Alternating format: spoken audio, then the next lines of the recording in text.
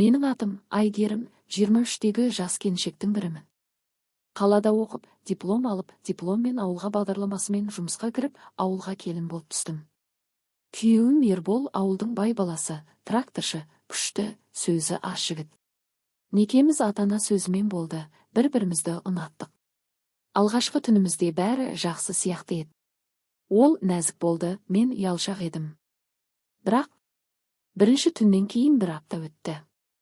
Күйеуім жұмыста шаршап келеді, мен үй тірлігімен айналысамын, жұмысқа барып келемін. Қайын енемнің көзі қатал, бірақ жақсылық тілейді, өте талапшыл болатын.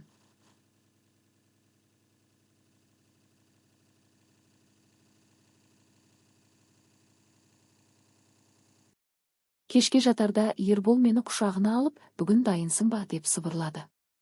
Мен басымды изедім. Жүрегім дүрсілдеп тұрды, бірақ қуанышты едім, махаббаттың алғашқы оты сияқты. Бөлмеге кіргенде шамды өшірдік. Қараңғыда бір-бірімізді іздедік.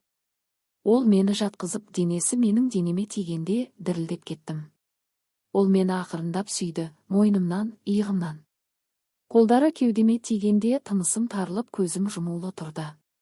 Содан кейін бастады. Алғашқыда таныс қыздар айтқандай керемет болады деп ойладым. Бірақ тар болғаны сонша шыдай алмадым, дене бойым шымырлап бөлмені басына көтердім. Ербол тоқтап қалды. Кешір, Айгерім.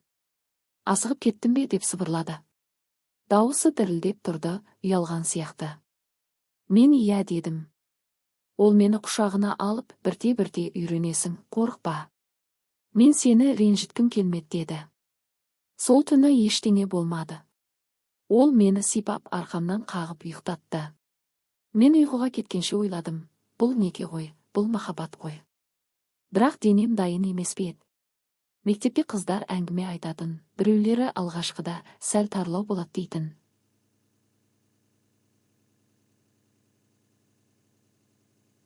Мен ойлағаннан да башым.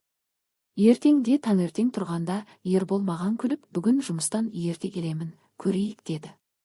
Мен бетім қызарып, басымды иіп қойдым. Күні бойы үй тірлігімен жүріп, ішімнен қорқыныш пен қызығушылық аралас сезім болды. Кешке ол ерте келді. Қолында гүл, жабайы раушан гүлдер. Саған деді ұялып. Мен күлдім. Кешкі ас ішіп болған соң бөлмеге кірдік.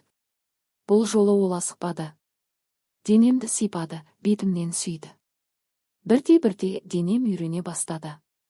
Ауырсыну орнын басқаша бір тәтті сезім басқан сияқты. Ішімнен нәзік бір дауыс шықты, қуанышты дауыс. Содан кейінгі түндерде бәрі өзгерді. Денем ашылып оған үйренді. Ербол нәзік болды, мен батыл болдым. Екеуміз бір-бірімізді тани бастадық, шынайы жақындастық. Қазір ойласам, сол алғашқы жақындығымыз махаббатымыздың бастамасы еді. Ол мені ренжіткісі келмеді, мен оны қаладым. Бірте-бірте бәрі орнына түсті. Енді түнде құшақтасып жатқанда, ол күліп, есіңде ме, алғашқы түнді дейді.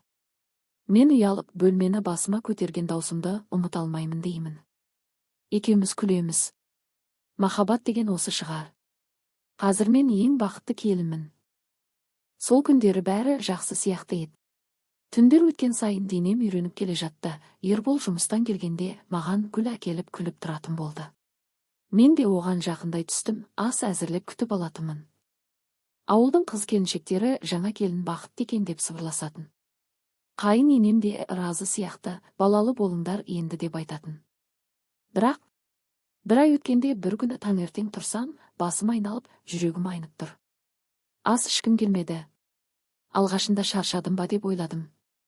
Бірақ күндер өткен сайын сол сезім күшейді. Бір аптадан кейін кешіктім. Әдеттегі күндерім келмеді. Жүрегім дүрсілдеп, қуаныш пен қорқыныш аралас болды. Жүкті болдым ба деп өзімнен өзім сұрадым. Ерболға айтпадым әлі. Өзім сенімді болғым келді. Ауылдағы фельдшерге бардым. Ол қарап шығып, құттықтаймын, Айгерім, 2 айлық жүкті екенсің деді. Көзімде жас тұрды. Қуандым, бірақ қорқыныш та бар еді. Жаспын ғой, тәжірибем жоқ. Кешке Ерболға айттым. Ол алғашында үндемей қалды, содан кейін мені құшағына алып, рас па? Шынымен бе деп қайталай берді. Көзі жасаурап күліп тұрды. Енді саған тиіспеймін, зиян тиет деді. Мен күлдім, дәрігер рұқсат етсе болады ғой дедім ұялып. Бірақ жүктілік оңай болған жоқ. Алғашқы айларда үнемі жүрегім айнитын, тамақ ішпейтінмін. Ербол алаңдап қалаға апарып тексертіп тұрды. Дәрігерлер қалыпты, шыдайсың деді. Қайын енем күніне шөп шай әзірлеп ішкізетін, бұрынғылар осылай шыдаған дейтін. 4-ші айда бір күні қатты ауырды ішім. Түнде ұйықтамадым. Ербол орнынан ұшып тұрып, машинаны қосып қаладағы ауруханаға алып кетті. Жолда мен қорқып, балаға бірдеңе болды ма деп сұрадым. Ол қолымды қысып, ештеңе болмайды, шыда деді, бірақ дауысы дірілдеп тұрды.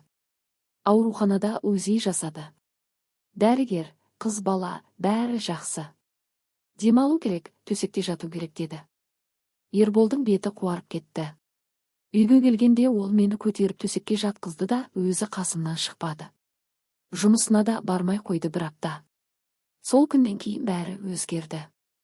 Ербол бұрынғыдай нәзік емес, қатты қорқатын болды. Түнде мені құшақтағысы келсе де, зиян ба деп сұрайтын. Мен кел десем де, ол қорыққаннан әрең жақындайтын. Бірте-бірте арамызда салқындық пайда болды. Мен жүктіліктен шаршап, ол қорқыныштан алыстай берді. 6-шы айда тағы бір оқиға болды. Ауылда той болды, енемнің туысының үйлену тойы. Бару керек еді, бас тартсақ ұят болады. Мен ішім үлкен, бірақ бардық. Тойда қыз-келіншектер құшақтап құттықтап жатты. Бірақ кешке қарай шаршап, басым айналып кетті. Үйге қайтпақ болып тұрғанда бір кезде ішім қатты тартып, ауырсыну басталды. Ербол мені ұстап үлгермей, еденге отырып қалдым. Айналамдағылар шулап, біреу су әкелді, біреу жедел жәрдем шақырды. Мен қорқып, Ерболдың қолын қысып, балама бірдеңе болмасын дей беріппін. Ол бетімді сипап, шыда, қазір ауруханаға жетеміз деді. Жедел жәрдем келгенше мен есімді білмей жаттым. Ауруханада ота жасады, мерзімінен ерте туылды қызымыз. Ербол түнде ұйықтамай ауруханада қасында болды. Мен болсам кінәлі өзім ғой, тойға бармауым керек еді ғой деп өкіндім. Бірақ Аллаға шүкір, қызымыз аман қалды. Атын Аружан қойдық. Кішкентай, нәзік, бірақ күшті еді. Үйге шыққан кезде Ербол мені және қызды көтеріп машинаға салды. Қайын енеміз жылап тұрды, қуаныштан да, қорқыныштан да. Содан кейінгі күндер қиын болды. Аружан түнде жиі оянып жылайтын. Мен емізіп тербетіп шаршайтынмын. Ербол жұмыста болса да, кешке келгенде үй тірлігіне көмектесетін. Бірақ түнде ол маған келмейтін болды. Әлі ерте, денсаулығыңа зиян дейтін. Мен іштей ренжитінмін, мен әйелмін ғой, сүйіктімін ғой. Бір күні шыдай алмай айттым, Ербол, сен мені әйел ретінде қашан көресің? Балалы болдық деп махаббатымыз өлді ме? Ол үндемей қалды, содан кейін қорқамын, Айгерім саған, балаға бірдеңе болса ше деді.